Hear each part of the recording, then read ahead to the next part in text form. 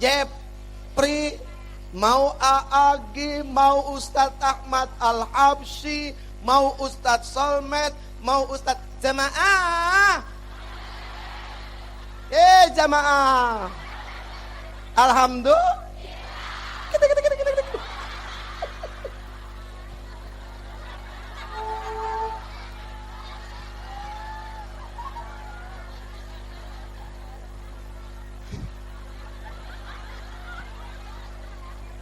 Ustadz Maulana itu sahabat saya.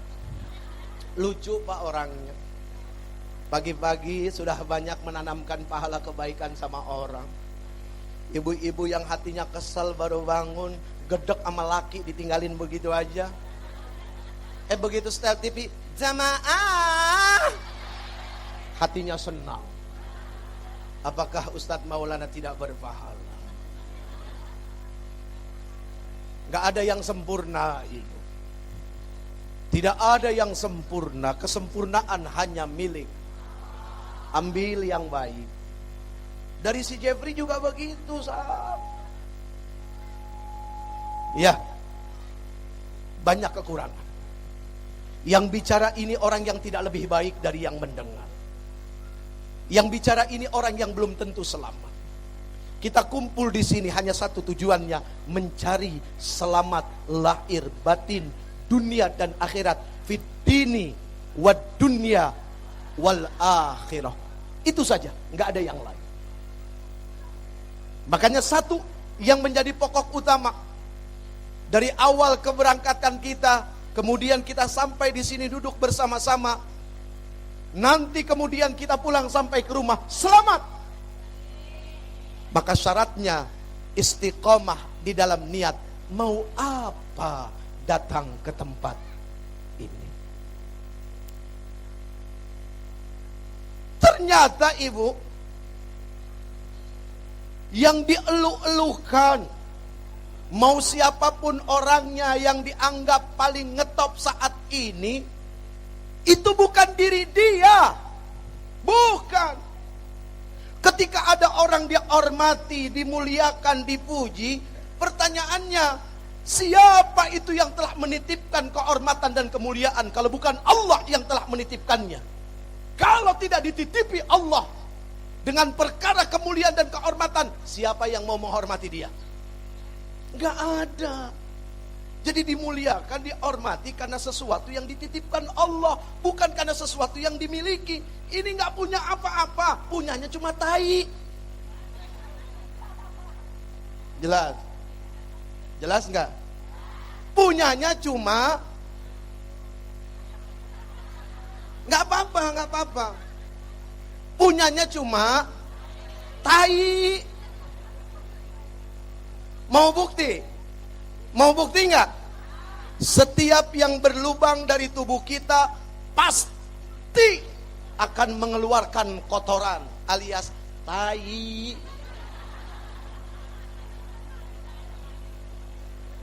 Mohon maaf ya, ku Ujek ngomongnya kotor. Lo lahir juga dari tempat yang kotor. Apa ada yang lahir di sini dari tempat yang tidak dianggap kotor? Yang sekarang jadi presiden, yang sekarang jadi orang kaya, yang sekarang jadi apapun, semua lahir dari tempat yang kotor. Oh enggak, kalau saya sesar, siapa bilang pertama kali perutnya dari mana keluarnya?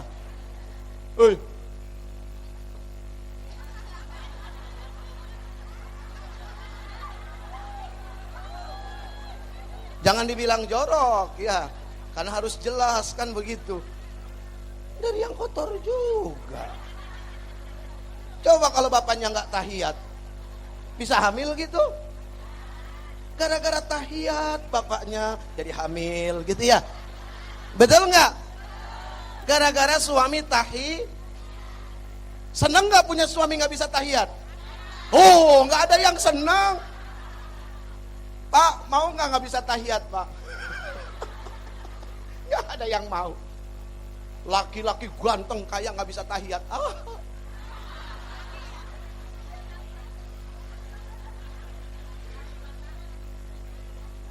Aduh. Jam-jam saya biarin aja sih.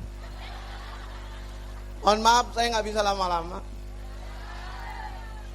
Ibu, nggak ada sejarahnya laki-laki kuat lama, ibu. Nggak ada. Nggak. Awas, ini tergantung pikiran ya. Allah Subhanahu wa ta'ala menciptakan laki-laki dengan sifat memberi. Jelas. Manusia yang diciptakan oleh Allah Subhanahu wa ta'ala dengan sifat memberi itu punya keterbatasan dalam kemampuan. Perempuan diciptakan oleh Allah Subhanahu wa ta'ala dengan sifat menerima. Yang namanya nerima mah terus aja. Benar enggak? Benar enggak? Makanya kata Allah jangan nolak. Karena sifatnya nerima. Nggak percaya, silakan dibuka kitab buku intelijen Qurratul Uyun. Silakan ditanya sama ustadzah-ustadzahnya. Ya. Kata Rasul, kalau laki-laki pengen, perempuan jangan nolak. Istri maksudnya ya. Istri jangan nolak. Kenapa? Ya itu tadi, perempuan mah sifatnya menerima. Laki-laki memberi. Laki-laki memberi, perempuan yang namanya nerima mah kapan aja jadi. Tapi memberi ini ada waktunya. Yang namanya memberi pakai kekuatan, pakai kemampuan. Karena apa? Makhluk manusia. Ingat, manusia itu adalah makhluk yang berbatas dan dibatasi oleh Allah Subhanahu wa ta'ala.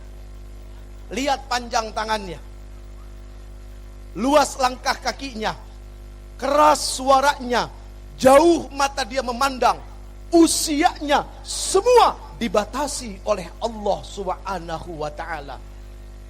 Nah, perempuan wajib diikuti dengan sifat syukur. Kenapa? Karena kalian punya sifat menerima. Kalau kalian tidak didampingi sifat syukur, karena sifat menerima kalian, bohong kalau tidak akan jadi manusia yang rakus dan serakah. Punten, kata orang tua. Bukan kata si Jeffrey. Jeffrey mah nggak berani ngomong begini. Apalagi di sini orang tua semua ya Bu ya. Benar nggak? Benar. Ya sudah, sampai di sini saja. Mudah-mudahan ada manfaatnya.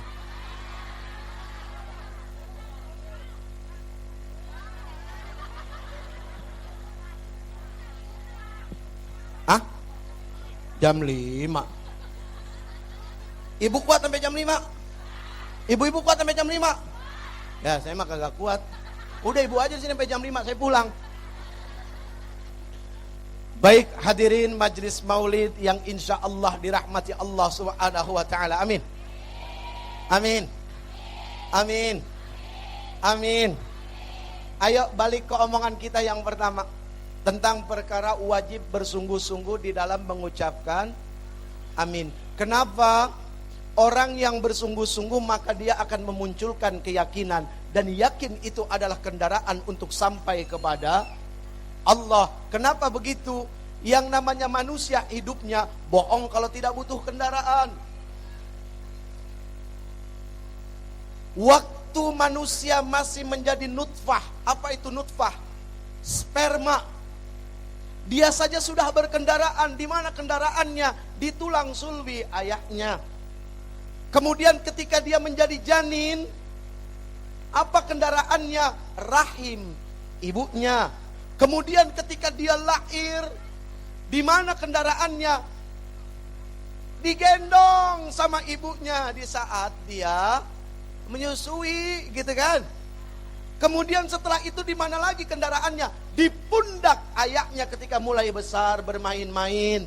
Kemudian di mana lagi kendaraannya? Sekarang nih sudah besar, ada yang naik beca, ada yang naik sepeda, ada yang naik mobil. Semakin jauh butuh kendaraan yang lebih besar.